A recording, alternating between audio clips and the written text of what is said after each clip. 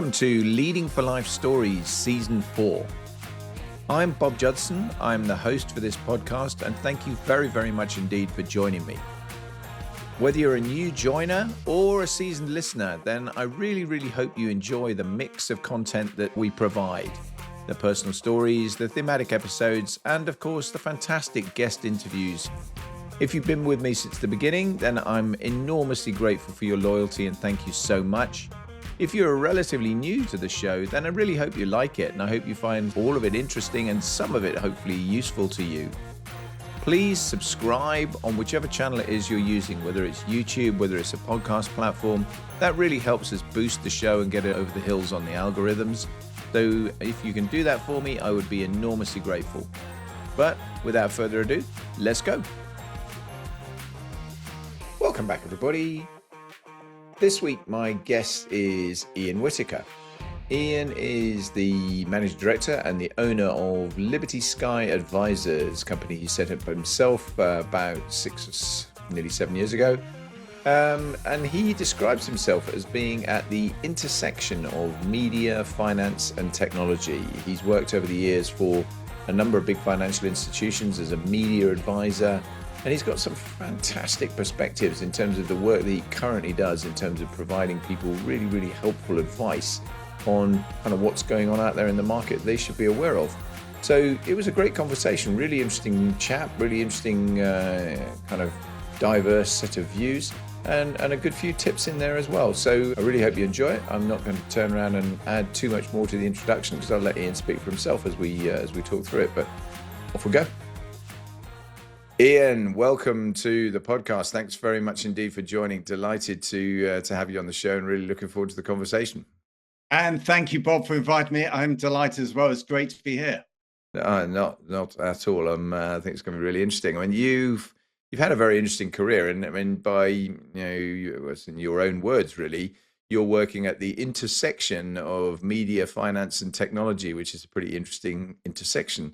And you've had senior roles across a range of blue chip companies, now founded your own. And so I think just kicking us off, could you just give us a bit of a summary of that journey that's taken you to there? Yeah, sure. So, I mean, I spent 20 years as an equities research analyst in the City. So I covered media and tech sort of increasingly on a global basis.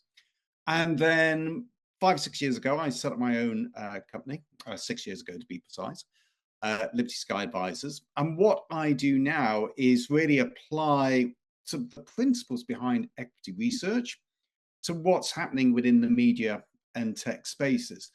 And, media and advertising, it's quite a sort of messy, intuitive world. And what I try to do is really translate it into the language that boards, CFOs, and investors really can act upon. And that's sort of in a nutshell what I do. Nice. I mean, just because I suspect quite a few viewers and listeners won't really know much about equity research, what actually and what that all involves. Just sort of unpack that a little bit. Sure. So if you're an analyst in the City, what tends to happen is you equity research involves looking at a company and saying whether you should buy the shares or not. So there are different parts within the City.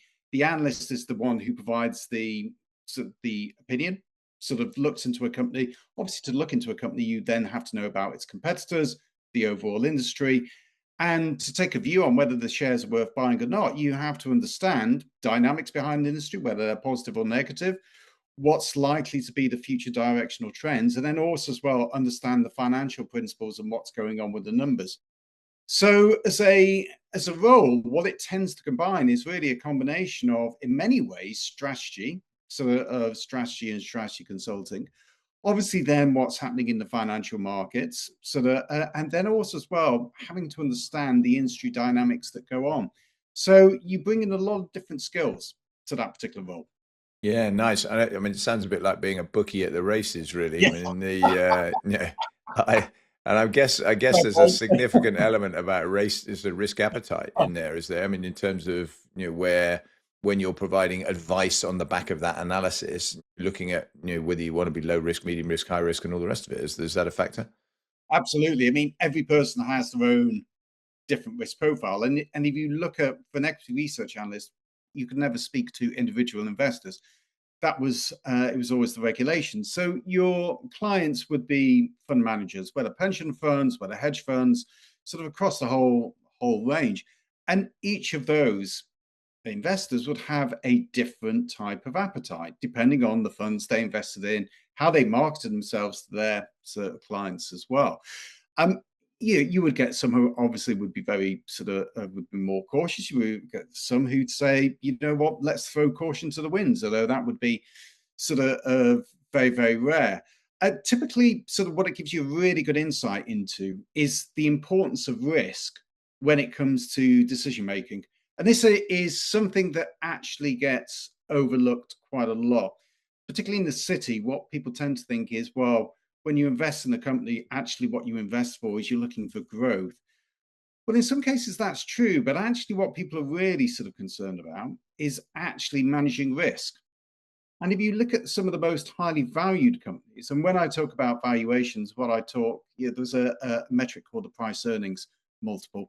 The higher the multiple, the sort of more valued the stock is. And typically, what you find with companies that have the highest price earnings multiple, yes, some of them will be very fast growth companies, no doubt about it. But often else as well, there'll be companies that don't necessarily have huge amounts of growth, not high levels of growth, but what they are is very safe, secure investments. Yeah, they lack volatility, they are predictable, and investors will pay a significant premium for assets that are obviously generate cash, but at the same time as well are predictable and where they feel as though they can sleep at night without being worried.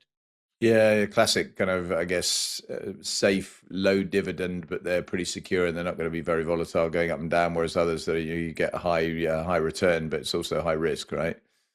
Well, it can, funny enough, it can be a mixture. I mean, you're absolutely right that in terms of the classic safe, so high dividend stocks, they are a staple for many investors. But for example, if you take the tech companies and technology platforms at the moment, what's very interesting looking at their share price performance this year versus what's gone on in previous years. In previous years, those companies, the Googles, the Microsofts, the Metas, etc., drove the stock market increases. Yeah, and the way that investors looked at them was they were not only fast growth, but they could be relied upon to deliver quarter upon quarter of very high revenue and earnings growth. And essentially, for many investors, they became safe bets in themselves. If you look at what's happened this year, you've had mounting fears over AI investment. And consequently, what's happened is those technology stocks that have been, and there's obviously a range of performance between the various players. But what you're seeing is actually those technology stocks have lost some of their shine. Now, it's not because their actual growth has slowed down. In many cases, actually, the growth has accelerated. They're doing better in terms of growth than they were, let's say, 12 or 18 months ago. What's changed, though, are investors' perceptions around risk. Because of the huge amounts of money that they're spending on AI investment, investors see them as riskier and therefore less predictable than maybe they were 12 to 18 months ago. And they're unclear where the trajectory goes. And therefore, what you're seeing is the share prices are getting impacted. So there is a whole sort of range of different opinions there. Nice. That's really clear, actually. It's very, very helpful. I mean, the bit you missed out when you were doing your little short story there is, of course, you're not just an analyst; you're an award-winning analyst. I mean, I spotted that. So tell us a bit about that. Yeah, no, thanks very much for that. You're right. I need to get that in next time. So I was City AM Analyst of the Year. I was awarded that award twice. As far as I know, I think I'm the only analyst ever to be awarded it twice, and it was in sort of 2014 and 2019. And really, the reason for that, why I was given those awards on both occasions, was by being able to see sort of ahead of the curve in terms of what were the trends that were coming down. So often, sort of one of the descriptions that I always liked that an investor gave me was I had the ability to see round corners. And yeah, I wouldn't necessarily say that is some sort of supernatural skill. I'm not saying I'm sort of the famous mystic Meg of sort of fun thing. But what it really is that when you look at many events and you think about the logical sequence of what's likely to happen and then work backwards, then what in hindsight would have been very obvious, sort of, whereas at the time it sort of happens, it is sort of less clear. Yeah, and so what would say is the trick there, I think, is that when approaching a problem, so the way that I would work was to say, okay, what's likely to be the consequences of this action, the ripple effects, and not just think about ripple effects on one dimension. And what I mean by one dimension, thinking about what would just be the financial aspects. You have to think about other sort of aspects as well. Human behavior, what's likely to happen in terms of politics and regulations. What are the sort of the reactions that those actions sort of have incurred? The sort of, if we're on sort of you, Bob, are a military man, so Clausewitz sort of wrote about this in terms of the theory of the magnets and what happens when you move a magnet. It causes a reaction somewhere else. All these sorts of things you need to sort of bring into consideration here, and from that guided sort of some of my most successful calls. Calls that made investors a lot of money at the time. So I was proud of that.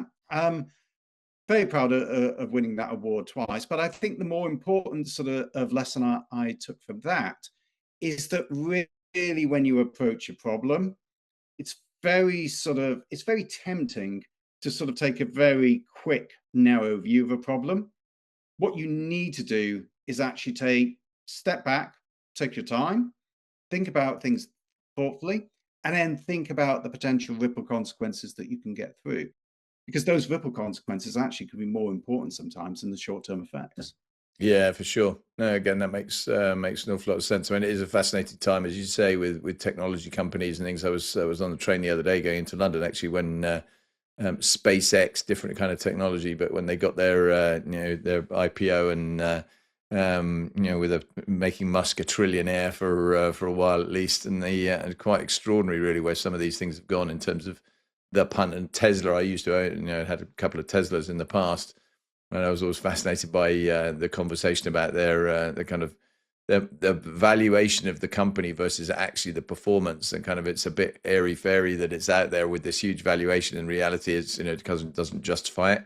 I mean, I think for an awful lot of people, including me, this is an area of definitely the dark arts. It's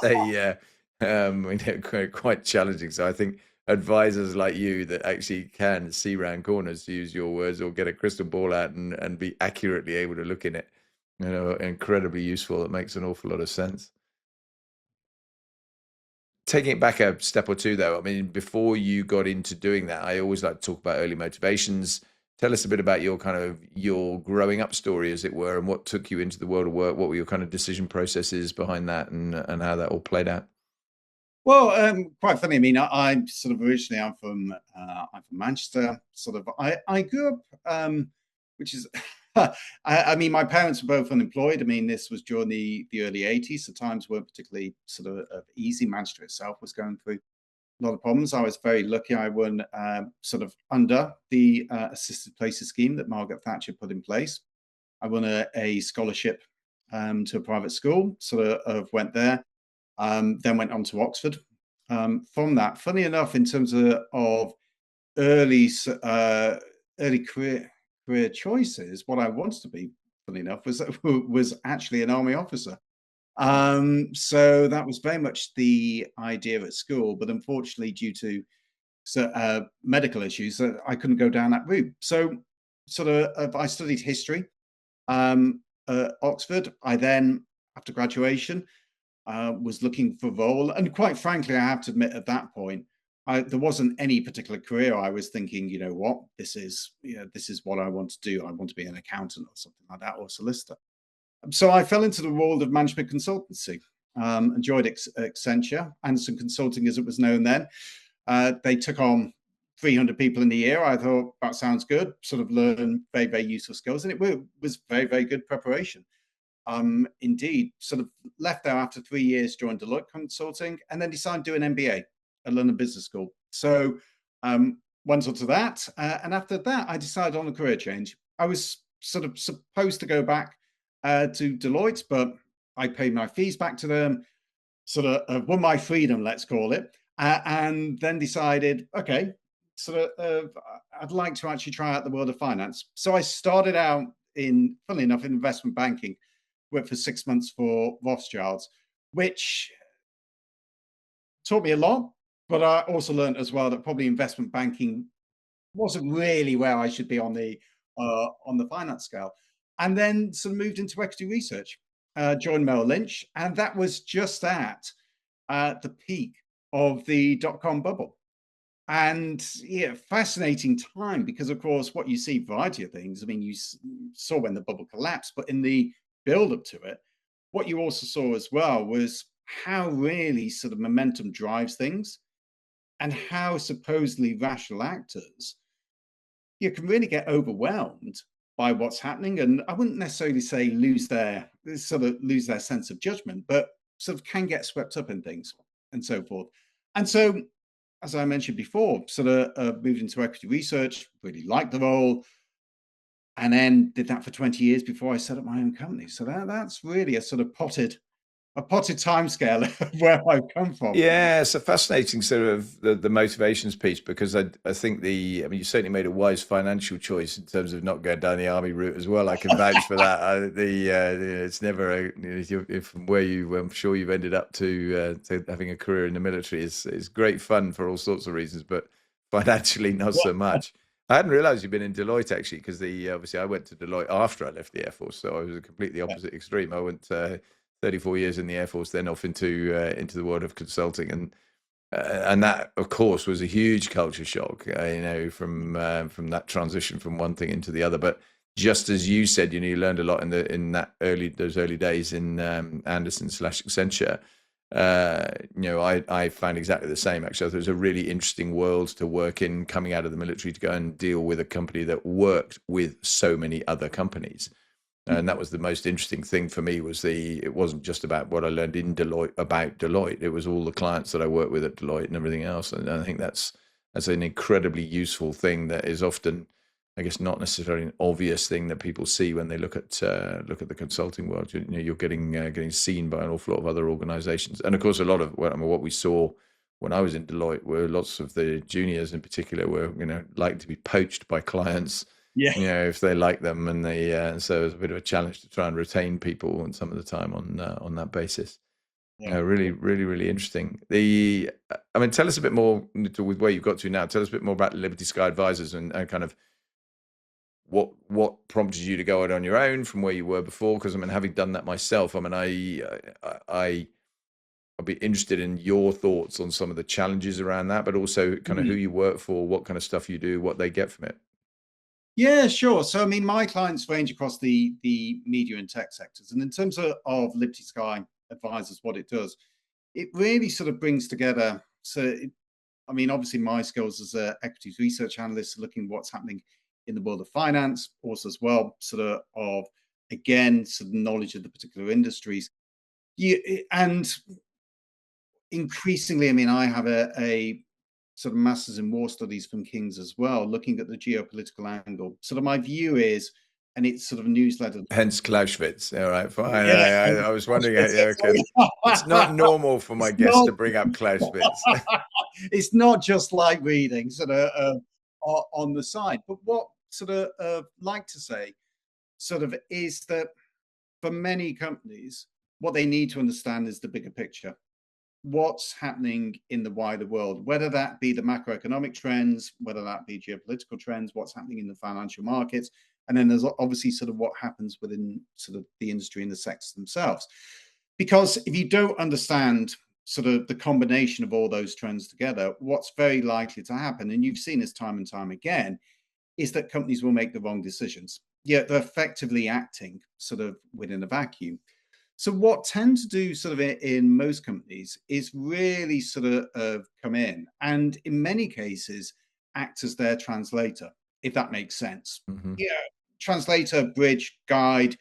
Yeah, there's a variety of different words that have been used to describe what I do. But to take everything that's happening in the world at the moment and really then distill it to say what are the actions sort of they should be thinking about, what they need to be concerned about, sort of how investors are likely to look at things, and also as well what that means in terms of the next steps. And to give you one example of that sort of one subsection of that, a lot of my work involves sort of in advertising, sort of with the CFO and the CMO. And in most companies, the chief financial officer and the chief marketing officer are often speaking two different languages.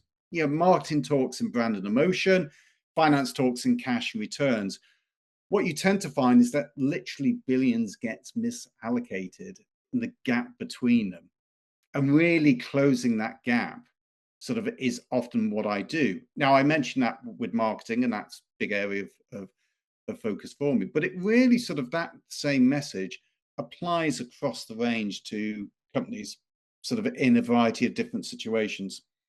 Often what find there is a big gap there, whether there's a gap in terms of their strategic thinking and the reality, whether there's a gap in terms of thinking, okay, this is what investors sort of are thinking about, and this is what it means for our companies. As I said, in terms of marketing, sort of the gap between the CMO and the CFO. It's bridging that gap that most clients will bring me in. Nice. Because Well, it makes often, sense. It does make sense. that's a problem they can't solve themselves. Yeah, I mean, it's sort of classic consulting stuff, isn't it? Where you're going in to fix things and break down some of the potential groupthink, I suppose, but also connect the dots that otherwise haven't been connected. So no, that does make sense. I mean, really interesting. I'm going to come on and talk about kind of wider geopolitical stuff in a minute, but for your specific kind of role, I can envisage, not least because I've had a couple of conversations with people about AI recently, that we're moving into a world where a lot of that research and analytical type input and kind of what historically has been based on human expertise like yours built up over many years and all the rest of it. Are you seeing any trend that people are starting to say, well, actually, I can look at a large language model for that and go down that kind of route, or is that not yet a factor? Well, it certainly is a factor. I mean, I haven't seen it myself. What would say with AI is AI generally will do, increasingly it will do good. It won't do that extra 10%. It will get you sort of 90% of the way there, 90% plus. Won't necessarily deliver that judgment, that value. That sort of really is the really, really sort of value added sort of knowledge to a particular company. I think one thing I would say is, maybe answering the question in a slightly different way, is that I think that sort of when you look at what sort of AI sort of brings, is yeah, you're absolutely right. I mean, the danger with AI is it sort of brings the cost of producing sort of research, anything, to almost nothing. Mm. So in many cases, and it comes back, sort of touching on your point about from graduates earlier, for many companies, they're very tempted to actually go into AI because at the end of the day, everyone blames AI for the cuts sweeping through media and tech, but actually AI isn't the cause. It's actually the alibi. The real driver here is shareholder pressure. Yeah, absolutely. AI is just a story that makes financially motivated cuts seem as though they're visionary, not Mm. as though you've just done them because this is another cost-cutting story. And so I think sort of what you get here is that you've got a combination. You've got that driver in terms of why sort of people say, you know what, actually, so we are going to replace roles with AI. And then you've got the fact that, again, the technology can do a lot of things. And again, to come back to this point, the cost of actually producing this research falls to absolutely nothing. But in those sorts of markets, the scarce thing actually becomes trust. And if you think about it, trusted judgment actually becomes the most valuable asset in the market Mm. because this is something that essentially builds on knowledge, expertise, being able to read different situations. And I always like to say that AI is very much catching up. It's catching, it's learned on a huge amount of human knowledge, but there was always more sort of things which are coming sort of into play, and AI has to catch up on those. But a human in terms of being able to provide that judgment, the human still very much beats AI. Yeah, when it comes to the critical decisions that really add the value. So I'd say from a sort of situation of, yeah, the narrative around AI, that that essentially it's going to be this big, yeah, it's going to be this big sort of destroyer of jobs. I think we've always had those sorts of narratives. If you look back throughout history, sort of there's always been concerns about technology and the role that it plays. I think actually of the scenario here that we probably need to be more concerned about is the point that I just made, that actually AI is a cover screen for many companies, and companies face pressure to grow their earnings. And in this sort of environment, where if you look, for example, with consumers increasingly pushing back against price increases, many of the cost saving strategies have already been played out over the past 30 years. Many of the deflationary pressures that we had operating in the markets, outsourcing to China, the rise of just the in-time supply chains, etc., are now sort of stagnating or even being reversed on there. And so for many companies, what they're wondering about is, how do we pull that lever to drive earnings growth to satisfy the markets? And Mm. actually, what I'd say is the concern is that they use AI as the excuse to do that, and that in doing so, some of them at least are very likely to overreach and destroy a lot of the value within their company. Yeah, fascinating answer. And I think your kind of broader point there is the one that I very much share the view. I think that there's so many people at the moment talking about AI as an accelerator. It's going to improve people's performance, make their jobs easier, take away some of the mundane pieces of work they do, blah, blah, blah, blah, blah. But I do think that any organization that then can look at it and say, well, do you know what? We could save headcount with this. And particularly at the junior level, that's going to be really interesting, because the second order impact, there's two really interesting aspects. One is, if you're saving those jobs and you're making people unemployed as a result, then eventually, if you're talking about significant unemployment resulting from this, then what societally is going to happen in terms of fixing that? That's a government problem. But actually, also for the companies, it's actually about how you grow the people in your organization. Because if you're taking out the bottom layer and saying, well, actually, we can do that with automation, then how on earth do you become an experienced individual? Because you've got to grow somewhere. So I do think it's one of those things that I think we're going to carry on with. The conversation is going to be iterated over a long period of time, and the pace of change, of course, is very, very rapid here, and you see that already. I mean, I use ChatGPT a fair bit, and I look at the kind of the increase in capability already when you go from 4 to 5, etc., and start seeing it. It's just becoming better. Mm. And to my original question, I suppose, when I look at it for the sort of stuff I do, it will now produce content for you that is increasingly good. I mean, it's not, it's Mm. not perfect, but the rate of improvement is way better than you're going to get from a human, I think. So it's a really interesting area. Let's park it though, because I think it's a rabbit hole we could go down and Yeah. spend a bunch of time in. I mean, I know, moving on from where we were. I mean, I think, I know you also have a number of non-exec roles, right? So, just tell us a little bit about those, and how they intersect with what you're doing in your kind of normal day job. Yeah, sure. So actually, most of them are in the. I act as an advisor to multiple companies on things in terms but also as well, and that can range from startups all the way to companies that are global listed entities or leaders in their field. In terms of funny enough, in terms of the non-exec roles, they tend to be more. I took a decision actually, really, to go more down the sort of non-for-profit route. So I'm sort of chair of governors at a sort of primary school in northwest London, which is a fascinating role, because it's a school that sort of more than 70% of the pupils don't speak English as a first language, and yet sort of has managed to maintain its outstanding rating, sort of, which is very much a testament to the leadership of the school. And that sort of thing, sort of what it teaches you. I mean, it gives you insights and sort of views that you would never get from the corporate world. I so also as well have been a sort of advisor to my old college at Oxford, just in terms of thinking about how they should move forwards with things. And then also as well, just in sort of, I was a director for um, the Camden's People Theatre Oh a wow. number of Okay. years back, which has some actually some really, really good shows. But obviously, again, that was quite fascinating because that was at a time when a lot of cuts in the arts world. Many theatres were struggling to survive. Think about actually how they should sort of move forwards with the time. So again, you gain a different insight.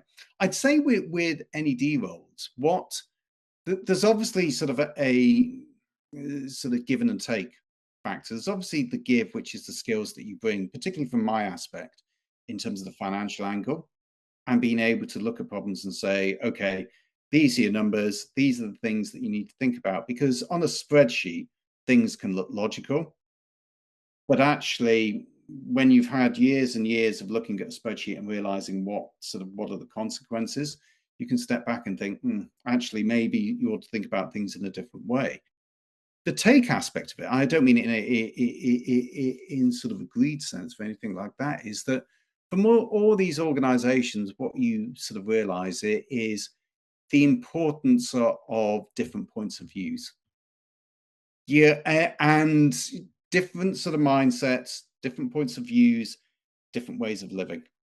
No, that makes huge sense. I totally Yeah. agree with you. I think and particularly actually in some of those sort of the education environment. I was a governor actually at my old school at Christ Hospital at Horsham for 8 years, finished about 3 years ago, and I think one of the big value adds is breaking into that bubble that is the school and the sort of academia and the and even if they're obviously worldly wise people that are teaching there and so on, but actually bringing a different set of experiences and different thoughts and sort of some career experience that is very different as well into that environment. I think makes a really big difference. No, it's a good for you as well doing doing a bunch of that stuff because it's very very valuable. Um, Zoom back out a bit because the we touched on this already with the AI comment, but I think I'm interested in your perspectives when you look at the world we're all living in at the minute, because geopolitically, I mean, it's just challenges everywhere you go. I mean, whether it's economic ones or conflict risks or climate risks or AI or all the things that that are out there. And I'm just wondering how that's affecting the markets and your perspective, what you're seeing, what's the kind of conversations you're having, what's the direction of travel? Is this kind of stuff that's just going to settle down? Are people generally just very, very jittery? Where is the the kind of vector going? Well, I think the markets don't like uncertainty. Yeah, that's for sure. What they like is a clean picture. I think what's happened in terms of the Middle Eastern situation obviously had impacted markets, but had an impact in sort of very strange ways. For example, gold, which is always a safe haven asset, so has sort of fallen down sharply off the back of that. Not something that you would expect in normal times. And I think where we are now, if I look back and think of it as I'm a historian by background, I sort of did the masters in sort of war studies. Sort of now is we're living of now in a time of deep uncertainty. And the crucial thing here, and if tying it back to your earlier question about what I do now, the key with those sorts of things is to make good decisions under deep certain uncertainty. You've got deep uncertainty here. You've got to be sort of very sort of clear in terms of your judgment, make good decisions there, and really about reduce the risk before it reaches you, if that makes sense. Mm. And I think both if I look at the way that I sort of operate in my business, but then think about how the financial markets are thinking about things at the moment, I'd say actually they're working both on the same principles. What they're trying to avoid at the moment are rash decisions, yet knee-jerk reactions. Now, the markets will always make knee-jerk reactions. You can see that in terms of its pattern. But I think of what you've got now is you've got the and retail investors, particularly in the US, are increasingly an important driver within that market as well. And you've almost, as it were, say, got two segments here. You've got the retail investors who tend to be more sort of, I'd say, knee-jerk off the back of that, follow a trend, follow sort of latest sentiment. You've then got, let's call it the more seasoned investors who've been through this before. And I think the way that they look at it is to say, okay, we have this deep uncertainty. There are many things that are going on in the world, but quite frankly, we've been here before. And if anything, this is a good opportunity to maybe step back, think about actually where the longer term trends, what are some of the opportunities sort of this sort of situation can bring about. Think about also as well where the world is going, and then act upon that in terms of where they make their investments. And so what I would say is that if you were to look at where sort of you would take, let's call it a sort of a view now, just look down very narrowly into where the markets are, you'd say there's a huge amount of uncertainty. Isn't helped by the fact it's an election year in the States, and obviously sort of that has an impact on where stock markets go as well. But the smart operators in the market, what they're thinking about now is, okay, this is a period of change. Periods of change, you can make significant amount of money over the long term. How do we position ourselves now? And that's sort of, and you can see that in some of the trends that are happening. And if you look at earnings growth as well, earnings growth still continues to be very strong, and that's the fundamental driver of the markets. So I think with all this, sort of uncertainty where the world is going and so forth, I think the markets are, as I say, the sort of the volatile, no doubt about that. But I think it's, what I would say is the people who make money out of this market, it's a similar sort of attribute to the people who tend to be the best leaders. And what do I mean by that is that the best leaders don't wait for certainty. Actually, what they do is they take the initiative, rather make a decision, and if it goes wrong, sort of adjust early, and then come with something, come with a sort of with a better plan, and so forth. And the people who are going to make money in these markets will be those who take that attitude, rather than those who say, you know what, actually what I'm going to do is wait until things are precisely right. Yeah, snooze, you lose. That sort of thing. Snooze, you lose. Exactly. It's snooze, you lose. It's the initiative that really counts. And so I know that's a sort of answered many different streams sort of within that answer. No, it's a really interesting perspective. I mean, I think the snooze you lose thing I completely get, and I think the dealing with ambiguity bit is so important as well, and not just knee jerk reacting all over the place to trends. I do worry about the kind of gulf that seems to be, certainly if you just look, we're obviously both in the UK. If you look at this from a UK point of view alone, the gulf between the haves and have-nots in this, where obviously a lot of these market pressures are starting to really start to affect cost of living for people who are not shareholders and big equity investors and all the rest of it. I think it's a very significant challenge, but not one that could be addressed by some of this, but it's a governmental challenge that's definitely there.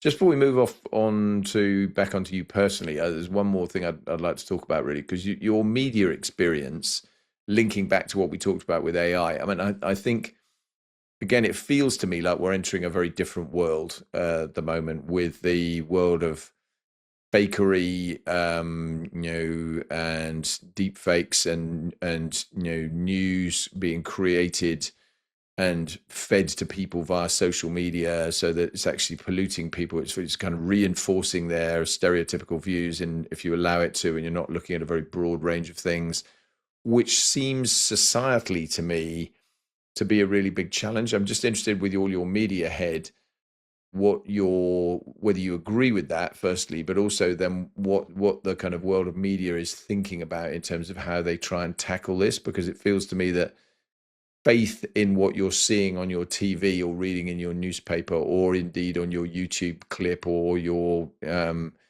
Snapchat, Facebook, TikTok, whichever variant you want of a feed that you're getting. Because I mean, that's the other factor. A lot of people talk about the broadcast and the print media. an awful lot of the youngsters in the world today, of course, are not interested in either of those things. They're doing all of this stuff just by looking at content that's online. Mm-hmm. So I think there's a couple of things we'd say about that. I mean, if you look at the sort of fake news, the sort of narratives that are being pulled. I mean, we've always had that historically anyway. If you go back, 130, 140, 150 years ago, take the press. Yeah, the sensationalist press would always be coming out with weird stories. And yeah, there was Victorian times were notorious for that. So this has always been an issue that has been particularly with us. I would say that probably in the environment of certainly post World War II and the concerns about how much that sort of messaging led to the various historical events, there was a much more active management of media than maybe that had been had in the past. But again, you know, if you look at that, that's not necessarily new. What you tend to get with industries, to take the US sort of movie industry, back in the 1910s, 1920s, yeah, totally unregulated. And if you actually look at the content that was produced by the Hollywood studios, I mean, we tend to think of those times as being, you know, quite virtuous and people having different moral standards and so forth. I mean, there'd be movies that produced that, quite frankly, people would be absolutely shocked at today that wouldn't get out. Well, so some of the TV content from my youth, you know, and there are shows which, they're particularly comedy shows, things like that. You think they're never ever going to darken the screen again. There's, I mean, oh yeah, I mean, unbelievable where the world's moved to in that space. So you always get this sort of you always get this pattern where what will happen is media, because at the end of the day, what's happening here is the driver are, platforms, publishers, whoever, as we go back through history, trying to make money. How do you make the most money? Well, essentially, it's not been necessarily by the most boring to many people, although that can be a very good business model. It's been by sensationalist. And this is Mhm. what we're seeing now. We're seeing the latest manifestation in a sort of long line of people who put out, say newspapers, pamphlets, etc., going back hundreds of years ago. The difference is, though, of course, yeah, it's everywhere. Sort of, it can be produced. The cost of producing it is almost close to zero. The tools to be able to allow it to produce and so forth. So I think, this is not necessarily the problem itself. Is not necessarily sort of new. It's just a manifestation of it is. Now, sort of where do things go? I mean, my own view for what it's worth is I think what's happening in terms of many of the narratives we're seeing at the moment, they're more a symptom than a cause. They're sort of driving on dissatisfaction, latent dissatisfaction that is in with many societies. And that's why this sort of messaging is starting to get a lot of traction. Let's put that to one side. Where does it move forward in terms of regulation? Well, you see sort of what's happening now in the UK, the talk about prominence for broadcasters on YouTube, the talk also as well potentially about sort of regulating social media platforms as well. This is not a new hymn sheet. Again, go back to what's said about the movies back in the early 30s. They were regulated after public opinion said that they needed to be regulated because of the content that was being produced. So you tend to get this sort of scenario where what happens is you get sort of innovation comes in. There is this flurry, of essentially sort of a free market. Anything is sort of available and so forth. And then after a certain amount of time, you get regulation. That tends to be the pattern throughout history. Where I think sort of now maybe is different with the platforms, and where sort of I say that maybe things will diverge, is that probably for the first time in history, is that what we've got here, if we've got a situation where not only are the tech platforms so powerful in terms of their reach, but also as well, they're seen by the current administration in the US as being essentially a core part of national security interests. And Mhm. if you look at the latest sort of national strategic plan from the US, sort of, which I think came out late last year, it explicitly references the US technology companies as one of the US's key strategic strengths moving forwards. And you can see this in the whole AI debate. A lot of the rationale that the administration is using to try and sort of push through legislation favorable to the tech companies, and indeed to try to overrule the states when they try to bring in legislation limiting sort of AI investments, is this whole issue of national security. And what has happened is AI has suddenly become forefront at the whole sort of national security debate. It is the equivalent. You can argue sort of whether this analogy sort of works or not, but in my mind, there's very close parallels here with the sort of naval race before World War One between the UK and Imperial Germany. You've got a similar sort of race here between the United States and China when it comes to AI, and this sort of constant need to do more and more and more. And therefore, I think when it comes to regulation in a normal environment, looking back historically, you would say, sure, at some point, these social media platforms would be regulated. The problem I think that you have with that is, unlike in the past, you now have a scenario where, quite frankly, they are seen as core strategic assets by the US administration. They have a direct line in there, and that makes the issue sort of more muddy. I would also say one final point as well here. Nobody's interests are sort of entirely altruistic. If, for example, you're the broadcasters, what you're thinking about is these platforms are a big threat to our advertising revenues. If they are regulated, that therefore helps you, both in terms of your advertising revenues, also as well how you're seen with the financial markets. No, that's an interesting last point, particularly. I mean, I think you made a lot of really fascinating points in there. I'm the only area I'm a bit concerned about myself on this is that I totally take your point. This sort of stuff's been around for a long time, and there's kind of nothing new to see here, as it were. But the capability of fakery that is there makes it much, much more difficult to verify and to argue back on. And I think that affects everything from crime, where people are actually going to be in scams and all that sort of thing, where there'll be a lot more vulnerability, but and ultimately up to sort of state level crime, where I think it's a really big challenge. And manipulations of elections and all those kind of things as well, where it's very, very hard to put the genie back in the bottle these days. If something's out there as a message, and even if it's fake, and it gets proved to be fake, it was out there, and people will have, there'll be people who go, yeah, but you're just saying it's fake because you just, and there's always that kind of polarization element that is such a big area of what we do now. So yeah, really interesting. I mean, it's another one of these topics we could have a much longer conversation upon, but we probably better not. But I think it stimulates some really interesting thinking. If I can add just one small fact without going down the hole, you're already seeing some of this. So if you take, for example, online advertising, it is sort of, depending sort of whose numbers you believe, it can be earning sort of well over $100 billion for criminals worldwide. The generally accepted fact is that it's the second sort of biggest source of criminal profits after drugs. Wow. And simply because it's so ubiquitous. As you say, there are so many potential victims out there. The potential rewards are high. And quite frankly, when it comes to risk from the criminal standpoint, the risks of getting caught and being punished are extremely, extremely, extremely negligible. Yeah. So just the attribution is a real challenge. Yeah. Exactly. This will only continue to grow.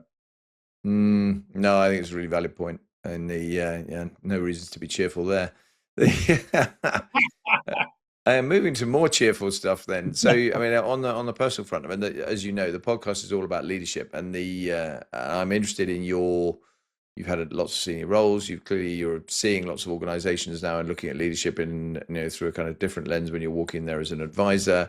I'm just interested in your thoughts around your own journey, but also good, bad, and indifferent and ugly from other stuff you're seeing. Yeah, sure. So if I look at my own journey, I mean, it was take the hardest time.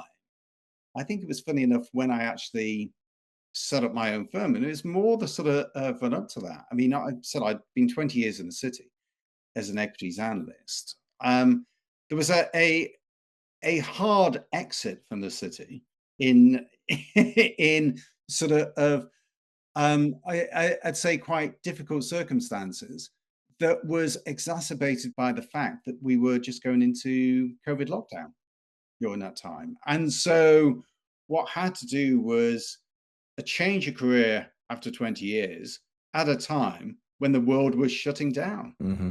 on things. Now, yeah, the great thing about that, quite frankly, is it certainly teaches you resilience. And again, this whole point about sort of taking the initiative, not waiting for certainty, etc., and just move along with something. And so, what would say is that was the hard, to paraphrase Charles Dickens, um, that was the hardest of times, but it was also as well the most enjoyable of times.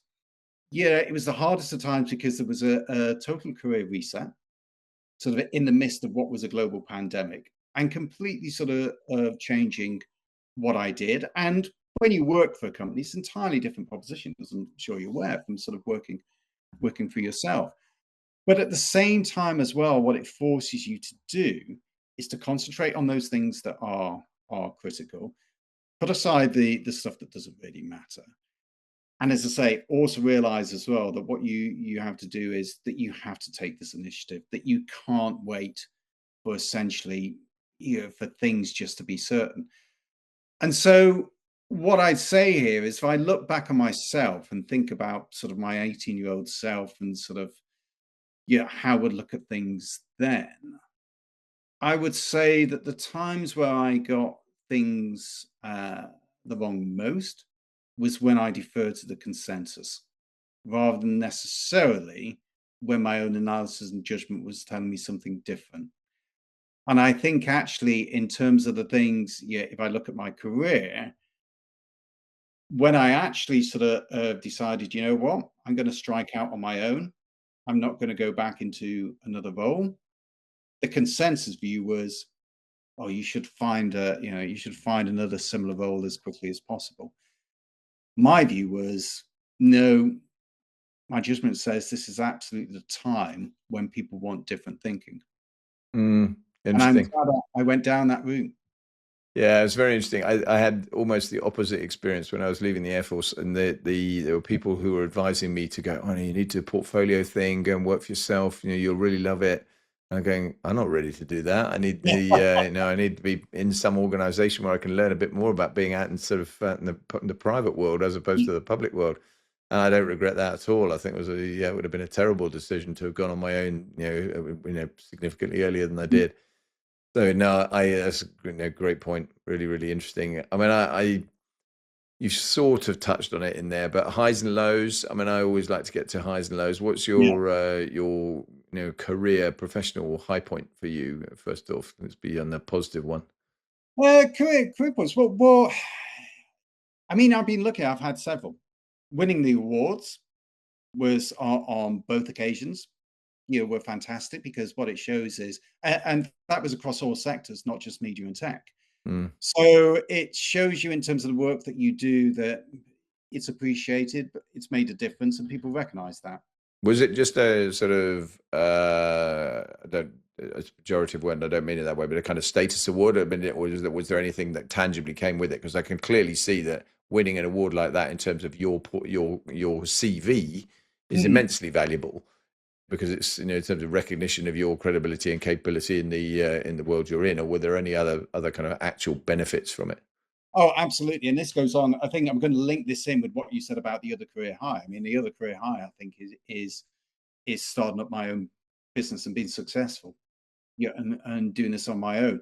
And to sort of link it in with the point, when when I actually sort of started off, sort of the one thing that clients mentioned time and time again, sort of that they really focused on was the fact that I'd won that award twice.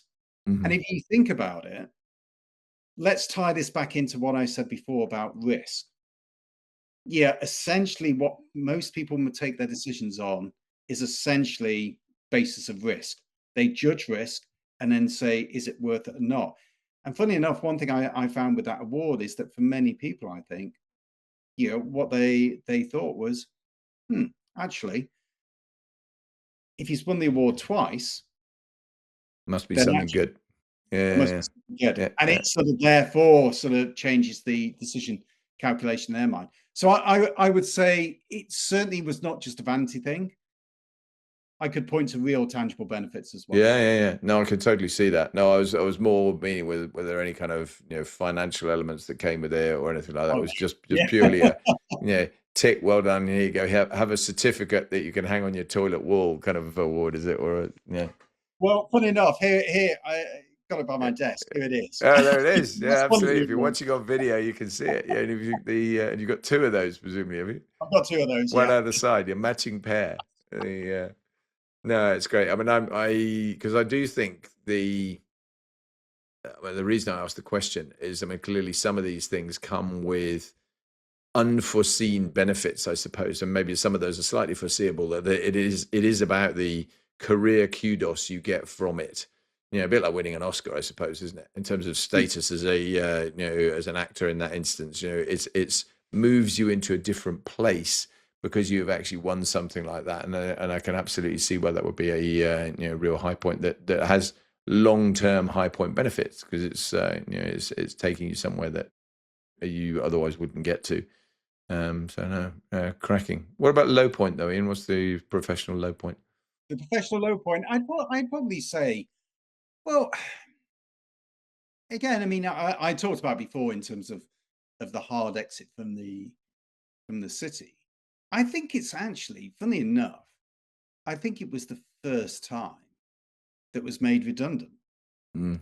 And I think the reason for that, of course, is that, if I look back and sort of mentioned before in terms of my background, where I'd come from, sort of going to university and so forth, I think it's the first time where I had put my head down and actually, in my mind, had failed at something. Now, in hindsight, yeah, it was probably one of the best things that has ever happened to me. But at the time, you feel low.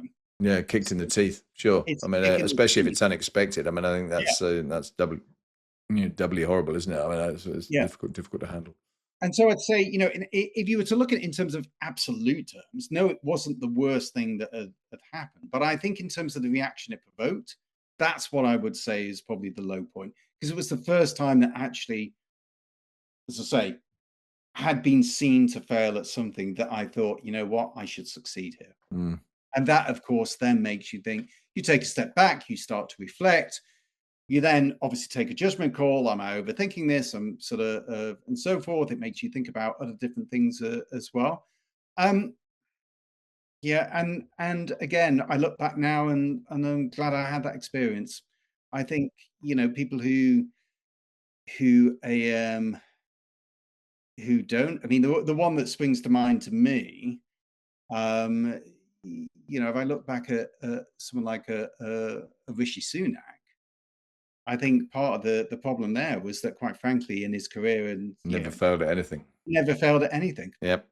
Yeah. And it's a much harder fall when you do fall. I couldn't agree more. I Yeah. think if you're in the school of hard knocks, from fairly early on, it's one of the things when I speak, actually, I talk about this sort of stuff because I think, I mean, for me, my dad died when I was 3, so obviously that was, Yeah, not a sure. great start. And Yeah, and then my mum was a single mum in the 60s, which was really hard with and a pretty tough life and not two pennies to rub together really. So it's building on there, and I won't belabor it now, but I mean I think the that kind of resilience thing, if you get built some building blocks that are you can start stacking up fairly early on is a really, really good thing, because if you haven't got that and you've always had a kind of blessed life, as it were, then when you do eventually have some kind of crash, it's a bit of a nightmare, because it's kind of almost inevitable. I mean, very, very few people go through life and never have anything that goes wrong for them. I mean, if you do, then you're incredibly fortunate, but that's not the norm for most people, is it? absolutely. No, and again, you're not tempered. Mm. You need these sorts of knocks to sort of make you. Yeah, I mean, you touched on briefly on your kind of advising your younger self, but I'm interested in your reflections on not maybe you, but also just in a hypothetical you to the kind of youth of today coming in, where there's all this uncertainty around what AI is going to do, what's what the world of work is going to look like. What kind of advice would you be offering now for someone joining the workplace now, whether it's you or somebody else? I would say don't necessarily lock yourself into one skill. I mean, if you go back several years ago, everyone was saying, "Oh, you should go into coding." Mhm. Yeah. Obviously, and now, of course, yeah, things have completely changed. I think, what are the sorts of things that will become more and more valuable? Again, come back to this point: skill, judgment, trust, character. Yeah, these are all things that, quite frankly, they will be they'll become more valuable to employers because they aren't the things that AI can actually do. So, and what would say there is that with those things, I mean, in a way that's easier and harder to absorb. It's easier because it doesn't mean, for example, you have to get a master's from Oxford or Cambridge or anything like that.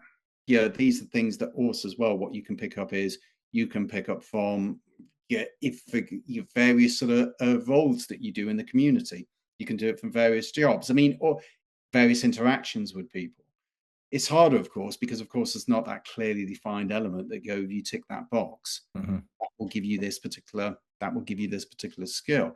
I think what's going to be, if I had to say one skill that I think will become sort of increasingly important, and again, there's an issue here that it's not necessarily innate to people. It is the ability to get on and communicate with other human beings. I Mm. think that will become incredibly important because I think what we've had, if you look at let's call it in terms of skills for the past 30 years, is there's been an increasing sort of emphasis on knowledge. Yeah, that you have to have this particular sort of skill, this particular knowledge, and only through this will you get this job. Sure. You think about how graduates, again, you have to have a 2-1 and so forth. Well, AI is the ultimate sort of efficiency and knowledge tool. So I think what we're going back to is we're going back to sort of where it becomes about character, where it becomes about sort of people's ability to learn, their willingness to learn, everything like that. And I'll end on one thing is when I was looking in the early 90s for, I was considering then investment banking. Um, yeah, the investment banks at those times, the two subjects that they took the most from in university subjects were classics and history. Mm. The reason they did that was said, you know what, actually, it's not about actually the sort of facts and knowledge. We can do that through our training courses. Actually, it's about how you think. Yeah, it's character. Yeah, yeah, yeah. That's, Yeah. and this is where I think we're going back to. We're going back on a reversal of essentially 30, 40 years of that path of, let's call it specialization. I think that's really sound advice. And I think the interesting thing as well is I think that's one of the areas when I do training, for example, where the youngsters in the workforce find that in some ways the most challenging because they're working in a hybrid world a lot of the time. A lot of them working a lot from home, so they haven't got the social interaction that they can then build those skills in the same way that perhaps you and I did, back, a while ago. So yeah, I think that's really sound, really, really, really useful advice. There's a couple of questions I always finish with, and I'll get to that because I'm conscious of time for us both today. Actually, you've been really generous with it, and I'm very grateful. What's your most memorable professional experience? Most memorable experience of your life professionally? Oh God, that's a weird. That's sort of thing. Most memorable. I think it was. So actually, I'll go back to this point. There was I mean, it's still a listed company, Pearson, and sort of at the time, it was a darling amongst investors. They absolutely loved it, I and the consensus view was it was a great stock. I came out with a sell recommendation. I was saying this stock is going to fall, and it's going to fall because of pressures they would face in a US higher education business. And for months and months and months, I would get people telling me, "You're wrong. You don't know what you're talking about." And then lo and behold, come in the morning, they have a profit warning. And that was the start of multiple profit warnings. And it was exactly for the reasons that I'd suggested. And I think then it was to say, and it again sort of goes back to this point before, that the worst decisions I've ever made by following the consensus, ignoring my own analysis. The best decisions have been when I follow my own analysis. And that was like a time where I was like, you know what, actually, all this stick, all this sort of wondering, what do I do? That must have been incredibly hard to keep a very smug look off your face, at that point. I can totally get that. That's a terrific one. It might have leaked out just a little. You're communicating even when you're not communicating, as they say in NLP. Yeah, for sure. A very last question then is: what's the most difficult question you've ever been asked? Most difficult question ever been asked. God, let's have a think about that. I would say, well, again, I think it was just that position of, as I said, when was sort of career reset, and it was when it was the time of COVID as well. And I think the most difficult question was actually my wife asking how we're going to pay our bills. And I say that because there's the obvious thing about sort of career choice, but I think also as well what that also demonstrates is that how many of the decisions that we make often are really forced by short-term pressures. And it's really important sort of in that time to sort of step back and think, okay, keep your head, quite frankly. Yeah, I can totally identify with that. I mean, interestingly, because obviously I'd gone independent in 2019, so I was slightly ahead of the COVID thing, and and I was moving increasingly to what I do now around training and leadership development and all that sort of stuff. And of course, COVID hit, and the first thing that got canned was all the training. Literally everybody just went, and that's it. Shutters came down. And so there's a bunch of stuff was cancelled. And my wife had a similar sort of reaction, was, oh my God, what are we going to do? And I said, look, I'm a crisis. When I was in Deloitte, I was a crisis and resilience consultant. So I said, this is probably the biggest crisis any of us have ever faced. So I'm sure something's going to turn up. And lo and behold, it did. So yeah, it is interesting. It's how you manage those pressure points and work through them, isn't it? That's key. So many great points. I could have talked to you for a lot longer, Ian. Thank you very much indeed. I really appreciate that. It was a fascinating conversation, and I really appreciate your time. Not at all, Bob. Absolute pleasure to be on, and thanks very much for inviting me. No, great pleasure. Take care. All the best. Bye-bye.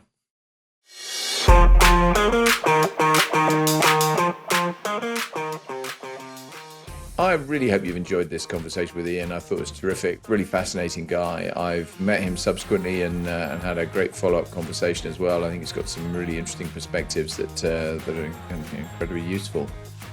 So if you've enjoyed it, please tell me about it. Give me some feedback. Please comment when I put it out on LinkedIn. Please reshare it. Please get it as wide as possible so we get more people listening. As I've said recently, please a plea to follow on whatever platform you're listening on, if you're listening. But even if you're just listening, please subscribe on YouTube as well, because that really helps in terms of boosting it on the YouTube algorithm, and that will make a real difference. So please go to my YouTube channel, Leading for Life, on there, and you'll find the opportunity to subscribe. That will make a big difference. So I'll be very grateful.